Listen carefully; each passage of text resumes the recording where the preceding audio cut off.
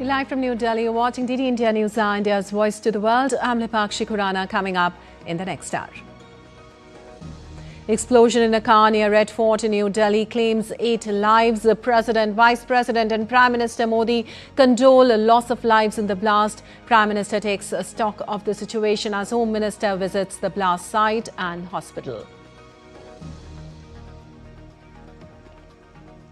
Delhi blast case registered under the Unlawful Activities Prevention Act, Explosives Act. Home Minister Amit Shah to hold a high-level meeting today. Several Indian states and cities on high alert after the blast. Condolences poured in from across the globe. Leaders expressed deep sorrow over the loss of lives in the deadly blast. Prime Minister Narendra Modi to embark on a 2-day visit to Bhutan. Visit aims to strengthen special ties of friendship and cooperation between the two countries. President Droupadi Murmu addresses the Angolan National Assembly, highlights women empowerment in India through grassroots democracy, meets members of Indian community in Angola to attend the 50th anniversary celebrations of Angola's independence. The United Nations Climate Conference COP30 opens in the Amazon city of Belém in Brazil with pleas for the world to keep up the fight against global warming.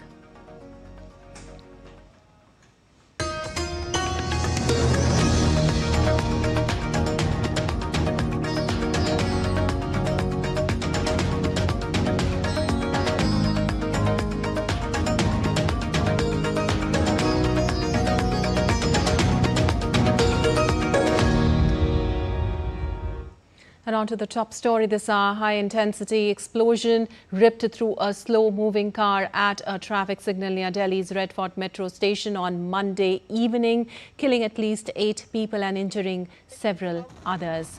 Well, the Delhi police on Tuesday registered case under Section 16 and 18 of the Unlawful Activities Prevention Act and various sections of the Explosives Act and the Bharatiya Nyaya Sanhita at the Kotwali police station. कोतवाली थाने के अंदर FIR दर्ज कर ली गई है। उसके अंदर UAPA explosives act भारतीय न्याय संहिता की धाराओं के तहत मुकदमा दर्ज किया गया है। सीन ऑफ क्राइम देख रहे हैं। सीन ऑफ क्राइम के ऊपर फॉरेंसिक साइंस की एफएसएल की टीम भी है। उसके अलावा और भी स्पेशलाइज्ड एजेंसीज की दिल्ली पुलिस की टीम भी है, एनएसजी की टीम भी है, जो पूरे सीन ऑफ क्राइम को यहाँ पे एग्जामिन कर रही हैं, आसपास के इलाके को भी एग्जामिन कर रही हैं और जो भी इसकी इन्वेस्टिगेशन के लिए जरूरी एविडेंसेज और ट्रेसेस हैं वो सारे कलेक्ट किए जा रहे हैं। Well, the Delhi Fire Services received a call regarding the explosion near the metro station gate number 1 at around 18:52 IST. The blast took place in a slow-moving car, following which several other vehicles also caught fire and sustained damage in the explosion.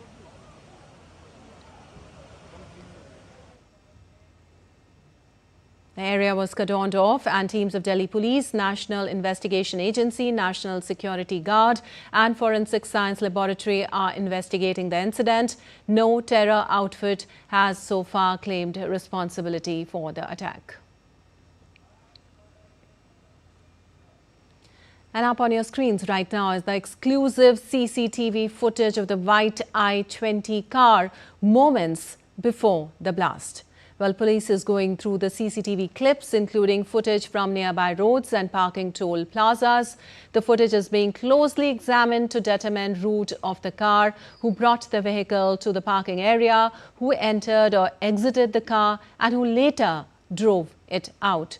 Investigators are also tracing the vehicle's full route from where it originated, how it reached the Red Fort parking, and how it later proceeded towards the traffic signal located directly in front of the monument. Now, they are questioning locals and asking eyewitnesses to share information about any suspicious activity in the lead up to the incident. Mobile dump data is also being gathered as of now. And right on your screens right now are the morning visuals from the blast site. A team of Forensic Science Laboratory and security personnel are present there. It is to be noted that the blast was so powerful that it shattered windows of vehicles parked several meters away and was heard in nearby buildings of the contested area. Visuals of the incident showed fumes of fire billowing from the burning cars. The Traders Association said that Chandni Chowk market will be closed on Tuesday due to the blast. And following the explosion, the cause of which was yet to be disclosed by the police, a nationwide alert was sounded, leading to enhanced security in crowded areas. Indian states of Maharashtra, West Bengal, Rajasthan, Haryana, Punjab, Hyderabad, Uttar Pradesh and Uttarakhand are on high alert, and so is Bihar, which is set to vote in the second and final round of polling on Tuesday. Authorities in Kerala have also directed the police to strengthen security across the state.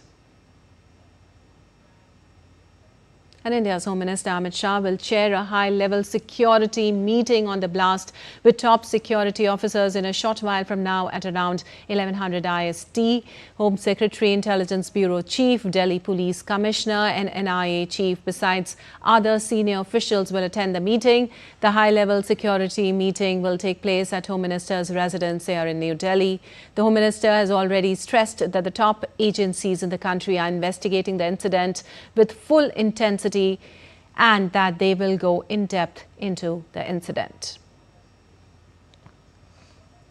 Meanwhile, moments after the blast on Monday, the Home Minister visited the site and later went to meet the injured at Lok Nayak Jayaprakash Hospital.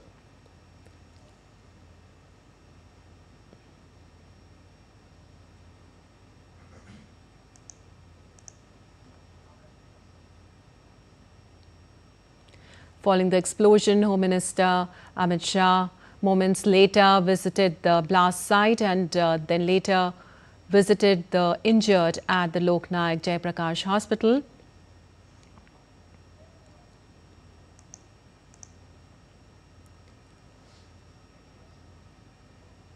Home Minister at the Lok Nayak Hospital visiting the injured.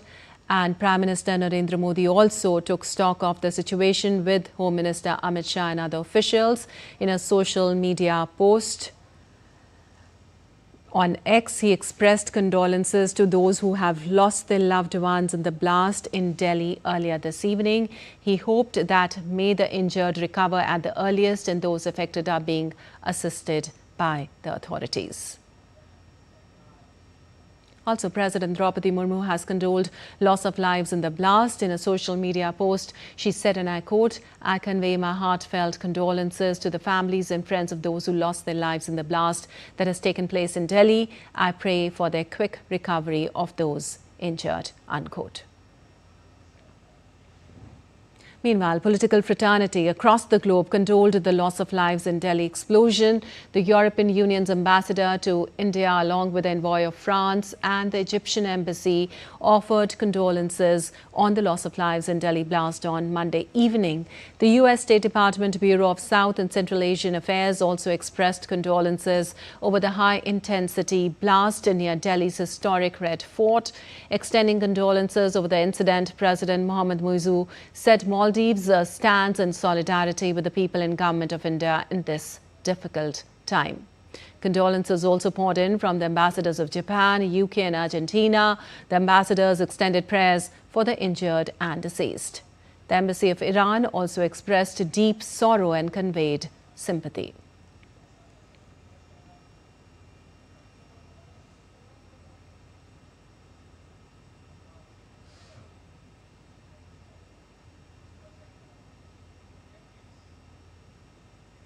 And earlier in the day, the Jammu and Kashmir police on Monday had busted an interstate and transnational terror module, arrested 7 people and seized 2,900 kg of possible ammonium nitrate in the past 15 days.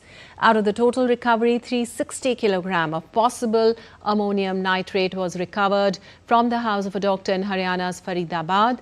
Besides timers with batteries, arms, ammunitions, including assault rifle and walkie-talkie, were also recovered. Now, according to the officials, the recovery was made during a raid at Al Falah Hospital in Faridabad based on information provided by Dr. Adil Ahmed rather during interrogation. Another doctor, Dr. Muzammil Shakil, who was employed at the hospital, has also been arrested in connection with the case. The joint operation between Haryana Police and Jammu and Kashmir Police is still underway. And moving on, President Droupadi Murmu will be concluding her historic visit to Angola today with attending the 50th anniversary celebrations of Angola's independence. DD India's Dibyendu Mondal sends us this special report on her visit so far and what would be her next stop. Listen in. This is the last day of the President's visit to Angola, and over the last 2 days we have seen extensive engagement by the President of India in Angola, apart from the delegation level talks which happened day before yesterday, and also the bilateral meetings as well as the exchange of MOUs. The President, in fact, yesterday in a key important event that happened in Luanda was the address to the Parliament, and of course today the celebration, in fact the 50th celebration of Independence Day of Angola, and it is being attended by the President, which will begin shortly. So therefore this visit, to sum it up, has achieved many new heights, redefining friendship between India and Angola. There have been extensive cooperation in sectors like energy, infrastructure, transport, in sectors like agriculture, aquaculture, marine resources, amongst many other sectors where cooperations. In fact, there is Angola decided to join the great initiatives initiated by India, which is the International Big Cat Alliance as well as the Biofuel Alliance. These two alliances were initiated by India, and of course during the visit of the President, the Angolan President did announce that they will become part of this alliance. So therefore, this visit brings the people-to-people ties between both the countries closer. We did have a community event last evening where members of the Indian diaspora did meet with the President, and the President also spoke about the vibrant Indian diaspora that is here in Angola. And of course, today evening, the President will be departing for Botswana in a second leg of the two-nation Africa tour, and their high-level engagements with the Botswana, with her counterparts in Botswana, will be undertaken over the next 2 days. So therefore, this visit has been successful, will be etched in the books of history for a successful visit of a first time ever of the Indian head of a state to Angola. And as we told you, after completing her engagements in Angola, President Murmu will leave for a 3-day visit to Botswana later today. Her program here includes bilateral talks with her counterpart, President Duma Boko, an address to the National Assembly of Botswana, and a visit to sites of cultural and historical importance. In an exclusive conversation, DD India correspondent Shabir Dar spoke with Indian High Commissioner to Botswana, Bharat Kumar Kuthati. Listen in. The Honorable President of India is on a state visit to the Republic of Botswana, a visit that marks the new chapter in India's relationship with Africa. To understand the significance of this visit and what it means to India-Botswana bilateral relationships, we are joined by His Excellency, the India's High Commissioner to Botswana, Mr. Bharat Kumar. Your Excellency, I will begin by asking you about the significance of this visit and what it means to India-Botswana relationship. It is quite a significant visit, considering the fact that since establishment of diplomatic relations when they got independence 60 years ago, this is the first time a head of state from India is visiting Botswana.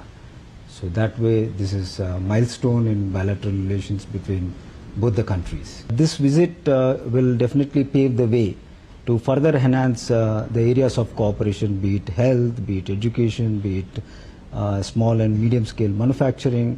The opportunities are actually quite a lot in terms of further strengthening our relations. So can you share as the overview of the trade and investment ties between the two countries? What is the trade? How is currently, it going? if you talk about last year's trade figures between both countries, we had a trade of $506 million US, primarily diamonds, but a few other sectors like engineering and automobile parts is also there. But I believe there is further scope for increasing the basket of trade. So now Botswana is also donating cheetahs to India, and This is really, a vision of both countries vis-a-vis the, wildlife conservation. Yeah. So what do you have said about this? The Botswana government has been quite generous to our request to donate cheetahs, and I think you have got the information that the government has agreed, Botswana government has agreed, and we will be having a ceremony during the state visit when the cheetahs will be handed over in a symbolic way to our side. This marks the beginning of a long-term and very fruitful relationship between both countries in terms of conservation efforts. So how do you see India's role evolving in Africa, particularly in the southern Africa in coming years? India plays a very important role in Africa in general and southern Africa in particular. I am special representative to this region as well, the SADC we call it as. And I believe in times to come, India's engagement with SADC would be kind of a cornerstone for the larger India-Africa relationship as well. Working with countries at a bilateral level within SADC and expanding it to other countries would form the nucleus for further strengthening our relationship with the continent as well. So that means that India would have a big role to play in Africa and particularly in the southern African countries in years to come. Yes, definitely. Thank you, Your Excellency, for speaking with DD India. With cameraman Ramakant, this is Shabir Dar for DD India in Gaborone, Botswana. And during President's Botswana visit, a special symbolic cheetah handover event will be held on Wednesday at the Mokolodi Nature Reserve, where both the heads of state will jointly witness the release of cheetahs that were recently captured in Ganzi. DD India correspondent Shabir Dar, who is in Botswana, spoke exclusively to Dr. Eric Verin, a senior veterinary officer of India's Project Cheetah. India and Botswana share a common vision of wildlife conservation, and it is part of this vision that Botswana is donating 8 cheetahs to India.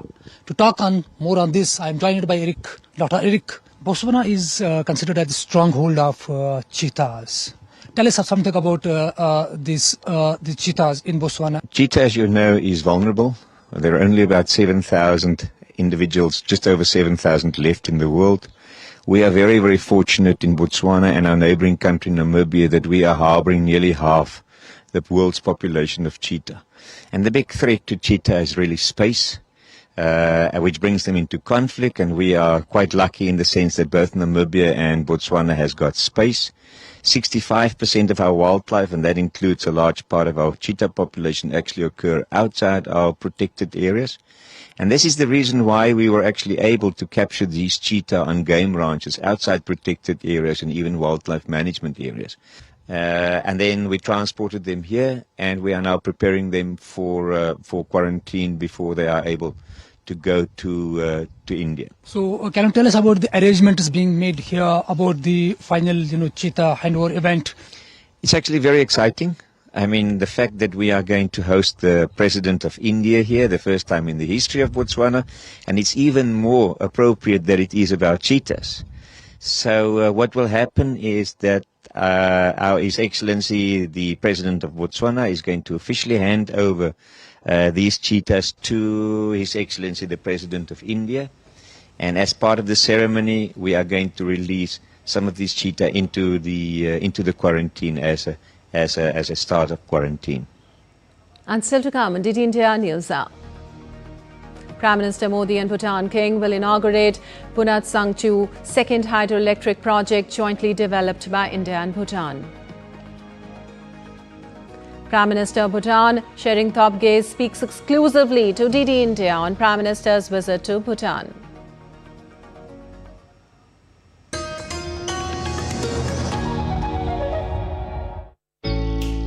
Jharkhand will mesmerize you with majestic nature, rich heritage and colorful culture. Hello.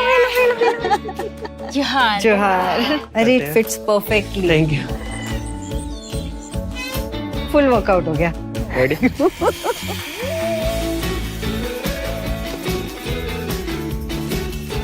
Postcards from Jharkhand on National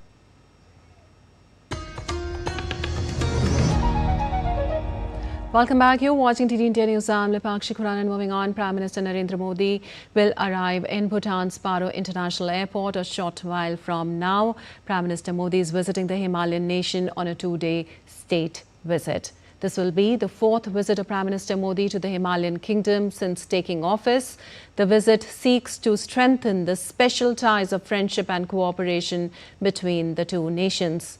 In Thimphu, Prime Minister Modi will participate in the ongoing Global Peace Prayer Festival. Prime Minister will also attend the celebrations dedicated to the 70th birth anniversary of His Majesty Jigme Singye Wangchuk, the fourth King of Bhutan. The visit coincides with the exposition of the sacred Piprava relics of Lord Buddha from India. Prime Minister will also offer prayers to the holy relics. And India correspondent Shubhendu Ghosh spoke exclusively to Prime Minister of Bhutan, Tshering Tobgay, who said people of the kingdom eagerly look forward to welcoming elder brother Prime Minister Modi. He also offered condolences for the Delhi blast victims. Prime Minister Narendra Modi is going to be on a state visit to Bhutan. I have with me the Prime Minister of Bhutan, His Excellency Tshering Tobgay. Sir, welcome to DD India. It's a momentous occasion, former King's birthday, special Buddhist festival. How do you see Prime Minister Modi's presence on this occasion? Thank you very much. First and foremost, I want to let you know that we are deeply shocked at the incident that took place yesterday near the Red Fort. Our thoughts and prayers go out to all the victims and those who are still recovering from the incident yesterday, their friends and their families. And even as investigations are going on, we stand in solidarity with the government and all the people of India. The King has commanded that we organize the historic Global Peace Prayer Festival, which we are in the middle of really. The Global Peace Prayer Festival has many different events and this is going on. And then we have also received the precious gift from Prime Minister Modi to view the sacred relic of Lord Buddha that people of Bhutan have started to venerate in Bhutan. And of course, to cap it all off, today Prime Minister Modi is visiting Bhutan. The entire kingdom, all our people are welcoming him with open hearts and open arms as a brother, as an elder brother. And so finally, India and Bhutan share a very special development partnership as well. What can we look forward to this time? There is, of course, a hydropower project in focus. Your thoughts on it, sir? There will be some business done also. One of the highlights is the inauguration of the Punasanchu 2 hydropower project, which is a 1,000 megawatt project. And there are many other things also planned. But again, the focus is coming together in unity to celebrate our friendship. With camera person Saurabh, Shubhendu Ghosh for DD India in Thimphu. And now we also get you some of the reactions of the Bhutanese people out there. We are here in Thimphu, Bhutan, for the Global Peace Prayer Festival. The Indian Prime Minister Modi is here in Thimphu, Bhutan as well to improve and better the relationships between Bhutan and India. We are here in Thimphu today to celebrate the fourth King of Bhutan's 70th birthday. And the guest of honor is the Honorable Prime Minister of India, Shri Narendra Modi. So we are also excited. We are very happy. Recently, global peace prayer we attend here, and really this is very special gathering, and many religion sites came here, and we together pray for the world peace. Well, there are around 50,000 Indians presently living and working in Bhutan in sectors such as infrastructure development, hydropower, education, trade and commerce. Some members of the diaspora spoke with DD India and expressed great optimism about India-Bhutan ties and Prime Minister Modi's visit. me and, in fact, entire Indian diaspora is extremely excited about PM Modi's visit to Bhutan, and we welcome him. And as far as the Indo-Bhutan relationship is concerned, I think that Gilfu Mindfulness City is going to open a new vistas of cooperation and collaboration between the two countries, especially in the area of new technology. Indo-Bhutan friendship is a friendship of the country of Lord Krishna and Lord Buddha, okay, where Buddhism mixes with Hinduism here. And so for economic cooperation, I was just observing the new railway projects that are going to start very soon, as well as the 2024 India and Bhutan Treaty regarding hydropower and other green energies. So these are opening many new dimensions. I also wish a longer and stronger bonding between Bhutan and India. Two personalities, two leaders of great stature and great persona we're going to see together, and that's why we're very excited. About the way forward, I feel that the era, it's like, an era of climate change, when we should be talking about climate change, both the countries, and we should have partnership to bring about this. I truly appreciate and admire this transparent Indo-Bhutan relationship, which has its historical significance. And I really appreciate in the sense that it is so transparent, and this non-intervening nature makes this tie so very special. And talking about our respectable Prime Minister coming to Bhutan, I'm really very excited. And for more on the Prime Minister's visit, Shubhendu Ghosh joins us from Thimphu. Well, Shubhendu, Prime Minister Modi is paying a state visit to Bhutan from 11th and 12th of November, seeking to strengthen the special ties of friendship and cooperation, which are already there between the two countries. Tell us what all is lined up for today after Prime Minister reaches Paro International Airport. Lipakshi, if I can first inform you that Prime Minister's special plane has just moments ago landed at Paro Airport. We'll be getting those updates and visuals to you also in a bit. It's a very momentous occasion here in Bhutan. This is the birth anniversary today. Is the birth anniversary of the former king, the fourth king of Bhutan, Jigme Singhe Wanchuk. And where I am, this is the Chamlingtam Stadium. This is where the birth anniversary celebrations are underway. After Prime Minister receives a welcome at the airport at Paro, Prime Minister would be coming to this venue. This is where he's also going to address thousands of people from all walks of life in Bhutan. You can see some of the visuals. The stadium is completely packed for this birthday celebration, and they're also eager to hear from Prime Minister Narendra Modi. Bhutan looks at India as a very, very close partner, and Prime Minister Modi, as its representative, is a very, very important person that all people here want to listen to.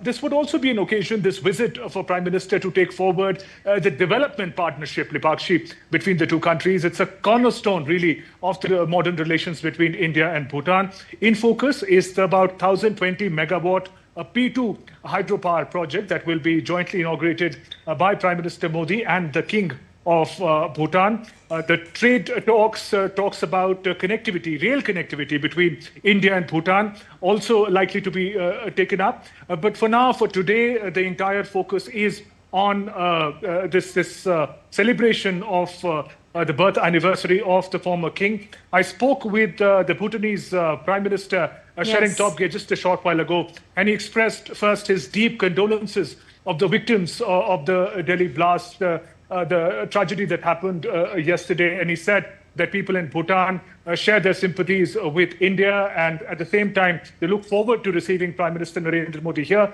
On this momentous occasion, they could not have another better partner country to stand with. All right. Shubhendu, also we understand that Paro has turned into a vibrant spiritual hub during the Global Peace Prayer Festival also. Can you share the atmosphere there? How are the people and the monks responding to the presence of the sacred Piprava relics and Prime Minister Modi's visit simultaneously? It's a very, very special occasion. You mentioned about the Global Peace Prayer Festival that is on. People who follow Buddhism, peace advocates from Bhutan and all over the world have gathered here in Thimphu. This is where this festival is taking place. This is right next to the celebrations of the birth anniversary of the fourth king of Bhutan. These are all coinciding and making this occasion special.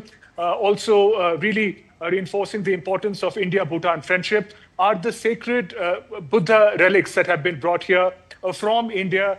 to Thimphu. They are on public exposition. When Prime Minister Narendra Modi comes here, participates in the Buddhist prayers, he would also be visiting the monastery where these relics have been kept. He would be offering his respects and prayers at the relics. This would form an important part of his visit to Bhutan. Meanwhile, here, thousands and thousands of Buddhist monks and lamas have all gathered. They see it as in a world which is divided by crisis and chaos. They see this as an important occasion to send out messages of peace and harmony. And that's what makes this festival hugely significant. And the relics, the followers look at these sacred relics as almost like a physical manifestation of Lord Buddha. So in that sense, their respects for the relics and their gratitude for India are paramount on an occasion like this.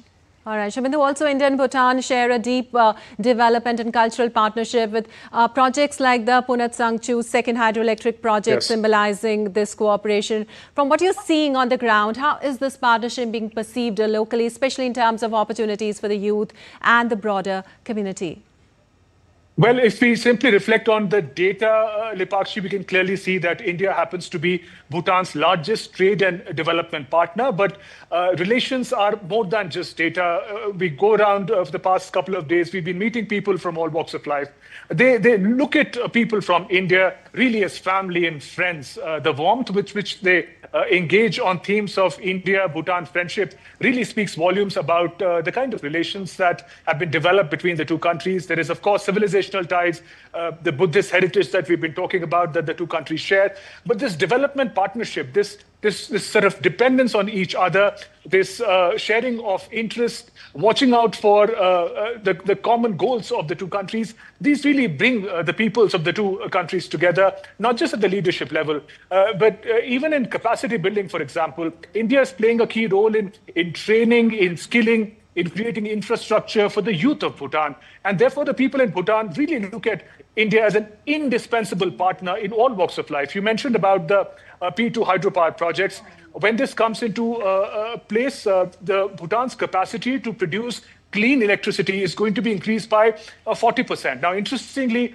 the kind of symbiotic relationship that exists between the two countries, India helps Bhutan build these mega hydropower projects. There are multiple projects in action at the moment. And Bhutan, in turn, exports the electricity produced, and it helps India achieve the clean energy, sustainable energy targets. And Bhutan earns significant revenue through it. In fact, this clean power is one of the most important source of revenue for Bhutan. So we see it's a very symbiotic, interdependent relationship that India and Bhutan have, and it is being celebrated and in focus as Prime Minister visits Thimphu.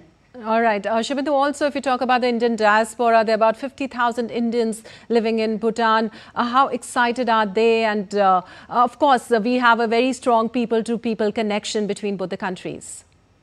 That's right, Lipakshi. I could speak to some of them yesterday. There are about 50,000, as you mentioned, Indian origin diaspora present in Bhutan. And interestingly, the areas where the two countries converge, whether it's infrastructure development, education, financial connectivity, the diaspora is also a professional diaspora in the sense that each of them are actively contributing not just for development of Bhutan, but also the strengthening of India-Bhutan partnership. In many words, Prime Minister says they're the living bridge between the relations between the two countries and their contribution, whether in education, their teaching, whether in infrastructure development. Hydropower project, as I mentioned, is a key area of convergence. And there are many people in the diaspora who are engaged in such activities and such infrastructure projects. So people in Bhutan also welcome them as someone who are playing a key role in the development of the country, not just present here, but playing a very key and active role in taking the nation of Bhutan forward and truly, in many ways, celebrating the India-Bhutan partnership. All right, Shobindu, we heard you talking to the Bhutan Prime Minister, Shering Tobgay, and he mentioned that Bhutan was very, very excited to welcome Prime Minister Modi, and he also termed Prime Minister Modi as his elder brother. That's right. We know that Prime Minister Narendra Modi and Bhutanese Prime Minister Tshering Tobgay share a very, very special relationship. On many occasions in the past as well, Prime Minister of Bhutan has spoken very highly of Prime Minister Modi. He refers, and the warmth is very personal. He refers to Prime Minister Modi as elder brother. He refers to him as a mentor. He also shared that in his own career, in his own ways of governance, he's learned the manner in which Prime Minister Modi has led India. So in that sense, Prime Minister Modi presents that sort of an icon whose values can be emulated, whose governance style can also be emulated in taking a nation forward. So in that sense, a very special relationship. And he's also going to be there at the airport to receive Prime Minister Narendra Modi. And that also shows in the body language, when that's the kind of warmth that two leaders share. It's going to be visible when the two leaders meet at the airport, at Paro Airport, where Prime Minister's plane has just landed a short while ago. And we're again likely to see the very warm friendship between the two leaders. Surely the two countries share a very warm relationship. Thank you so much, Shubhendu, for all those details, and we'll keep taking updates from you throughout the day. And time now for a short break. We'll be back in a while.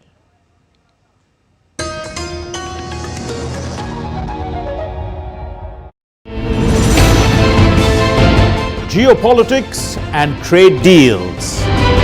Economic challenges amid development. Hard work and the path to prosperity. It's the economy always. Between walkers, money is what money does and says. Supply creates its own demand. Between the bulls pulls and bears tears. When supply chains globalization and India rises to the podium. We'll get you centered with the Economic Brief at 8 p.m. every Thursday on DD India.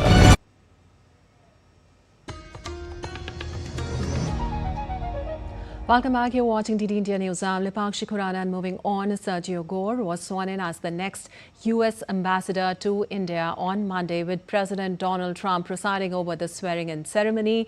Gore thanked Trump for entrusting him with the responsibility of the relationship with India and said, and I quote, "I look forward to enhancing the relationship between our two nations. I look forward to doing a great job for you," unquote.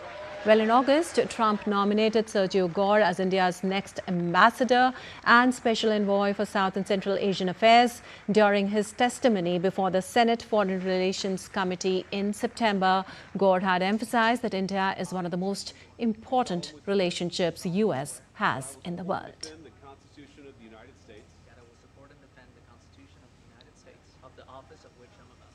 And now we'll get you updates from the State Assembly polls from East Indian state of Bihar. Bihar is witnessing the second and the final phase of its high-stake Assembly elections 2025 on Tuesday, as voting gets underway from 700 IST across 122 constituencies spread over 20 districts.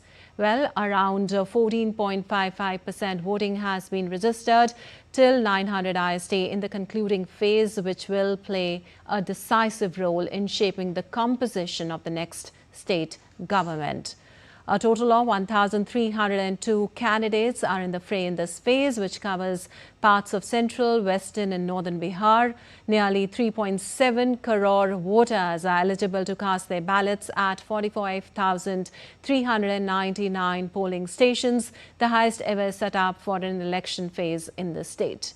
Security has been significantly tightened across sensitive and vulnerable booths, with paramilitary forces stationed in key areas. Additionally, several points along the India-Nepal border have been sealed to prevent any cross-border movement or illegal activities that could disrupt the electoral process.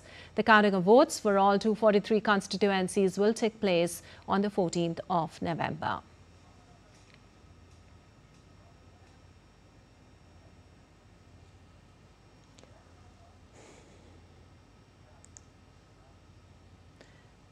Well, Bihar is witnessing the second and the final phase of its high-stake assembly elections today, and the voting has been underway since 7 a.m. in the morning across 122 constituencies spread over 20 districts.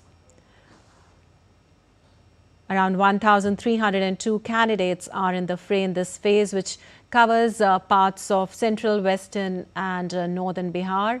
And today morning till 9 a.m. we had around 14.55% voting, which was registered in the concluding phase. Of course, this phase will play a decisive role in shaping the composition of the next state government. Also, around 3.7 crore voters are eligible to cast their ballots at 45,399 polling stations. And now let's take you to the Paro International Airport in Bhutan, where Prime Minister Modi has arrived. We're getting you visuals from the Paro International Airport in Bhutan, where Prime Minister Narendra Modi has just landed to begin his 2-day state visit to the Himalayan nation.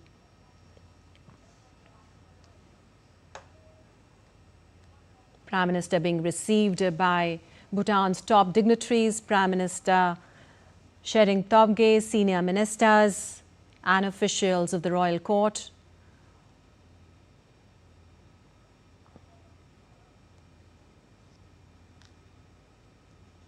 Prime Minister Narendra Modi at Paro International Airport. And today he'll begin his 2-day state visit to the Himalayan nation.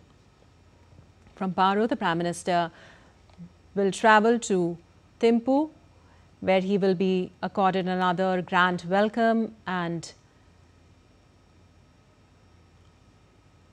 this will be the 4th visit of the Prime Minister to the Himalayan kingdom since taking office, and the visit seeks to strengthen the special ties of friendship and cooperation between the two nations. In Thimphu, Prime Minister Modi will participate in the ongoing Global Peace Prayer Festival. Prime Minister will also attend the celebrations dedicated to the 70th birth anniversary of His Majesty Jigme Singye Wangchuk of the 4th King of Bhutan. As we were talking to our correspondent also there, the visit coincides with the exposition of the sacred Piprahava's relics of Lord Buddha from India, and Prime Minister will also offer prayers to the holy relics. Prime Minister Modi's Bhutan visit will also set to strengthen deep-rooted spiritual and cultural ties, and the shared spiritual and cultural heritage of Buddhism between India and Bhutan will be in focus again as Prime Minister Narendra Modi pays a 2-day state visit to the neighbouring nation starting today.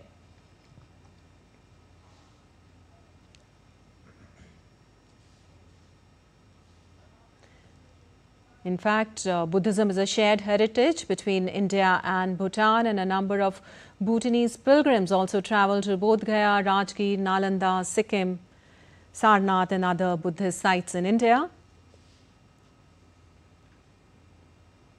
And as part of the 50th anniversary celebrations of the establishment of diplomatic relations between India and Bhutan,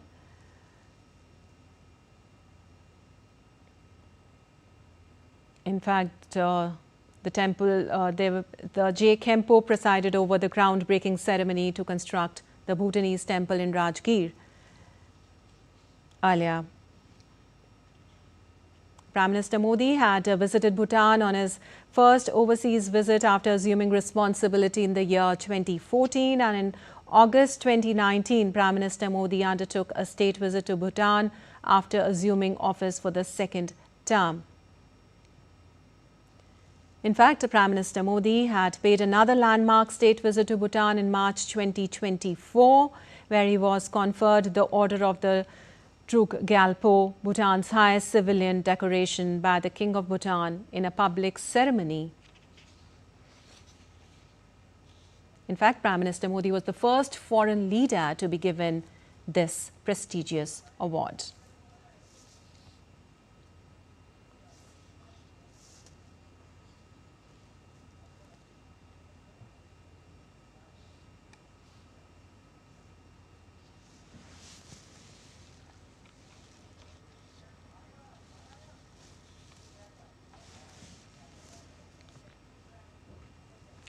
And now going back to the Bihar elections, we have Deepika joining us for more details on the Bihar elections right now. Deepika, Bihar is of course witnessing the second and the final phase of its high-stake assembly elections today, and as the voting gets underway from 7 a.m. today across 122 constituencies spread over 20 districts. Tell us what is the scene right now there. Lipakshi, good morning. As the day progresses, many people are coming now in large number to vote. And here, when you can see right behind me as well, that how the voters are coming out in large number. And especially when we talk of this is a different booth from what we showed you in the morning. It's a smaller area, but equally decorated and equally vibrant. You can see many women here who are leading from the front. They are assisting all the voters here, and they are assisting them in all the manner. And especially when we'll pan towards the left, you will see so many voters also coming in, but a very nice selfie booth here again. This is also a women-led polling booth that we are showcasing you here. And interestingly, this booth also celebrates the recent World Cup victory of the Indian women's cricket team there, because they've also put up posters celebrating the champions of India and also encouraging them through this message that when the women can lift a Cricket World Cup trophy, then why can't the women, the common women of the nation, come out and celebrate this day of democracy, this festival of democracy through voting. Now, when we talk about the voting percentage as well, Lipakshi, it has been recorded as of 9 a.m. at 14.97% across Bihar, and specifically the highest voting area so far has been Gaya, which has recorded around 15.97% of voting. So here the trends will keep changing and keep updating as the day progresses. This has been the trend as of 9 a.m., which means that people are coming in decent numbers, and we are expecting them to increase and break the previous record of phase 1 as well, Lipakshi. All right, we also have Siddharth joining us. Siddharth, you are in Sasaram. How is the voting going on there? Well, voting is going in full throttle, Lipakshi, and as you can see behind me, big queues of people. I will request my camera person to show our viewers how the voting is taking place in Sasaram, which is one of the constituencies here in Rohtas district of Bihar, wherein there are in total 7 seats, and you can see record number of participation. You can see large number of participation from the people and also from the women. Women here at this polling booth are coming in large numbers, and they are casting their votes since 7 a.m. People are coming here on this booth in large numbers, and we can see huge participation from the voters this time around. These are the second phase of the Bihar Assembly election, and of course the final phase as well. 122 seats, 1,302 candidates, and the enthusiasm here is electric. People are celebrating, and people are very, very enthusiastic as well. Like I just told you before also, that there are about 15 lakh first-time voters who are also coming in large numbers, and when we had a word with them, they were really, really happy. As far as the facilities at this booth are concerned, then the Election Commission of India is leaving no stone unturned to make sure that these elections are safe, these elections go in smooth line manner. Webcasting, like we've been mentioning, is there at every polling booth to make sure that there is a real-time monitoring. Apart from that, when we talk about the total number of polls, there are 45,399 polling booth in the second phase, and everyone is coming in large numbers, and everyone is voting, and they are voting for development, as they say. So the atmosphere at this booth is quite electric, where people are coming since 7 a.m. and casting their vote, and people, as the day progresses, people are coming in more and more numbers. And when we talk about the voting percentage, they're in second phase as of 9 a.m. The voting percentage was 14.55, and which is likely to grow as the day progresses, because we've seen the record number of voting, the historic. It was absolutely historic. The the voting percentage was above 65%, and we can expect more and more voting numbers as the day progresses. Of course, Siddharth, here see in Bihar. These elections are very, very crucial for the state. And of course, this phase carries important seats which will eventually affect the outcome of the elections. Thank you both of you for joining us and giving us those details.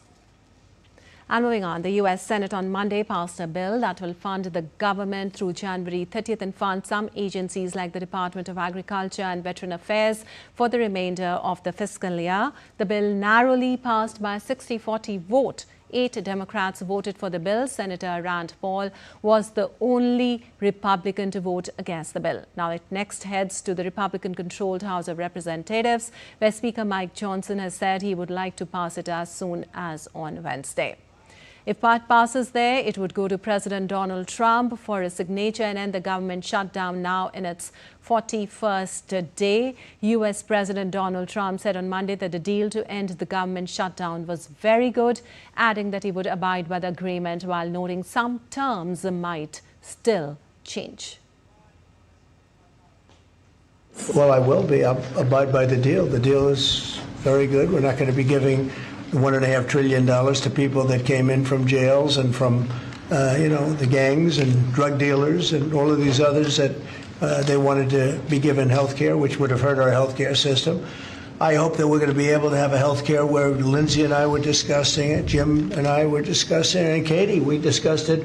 We want a health care system where we pay the money to the people instead of the insurance companies.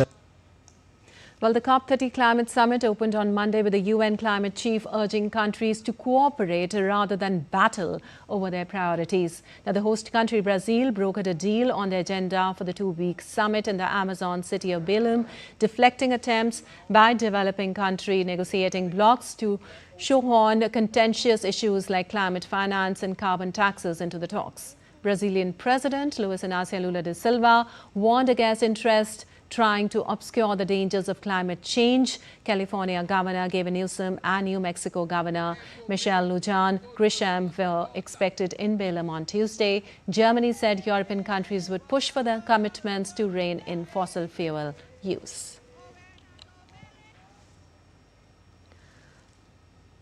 Well, the United States opted to skip this year's summit as U.S. President Donald Trump falsely asserts that climate change is a hoax.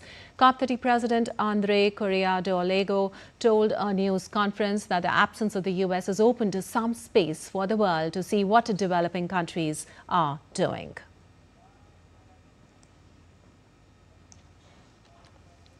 The UN said on Monday that countries' climate efforts will contribute to reducing emissions by 12% by the year 2035. UN Climate Change Executive Secretary Simon Steele said US contributions to the organization's budget for the coming fiscal year were funded by donations.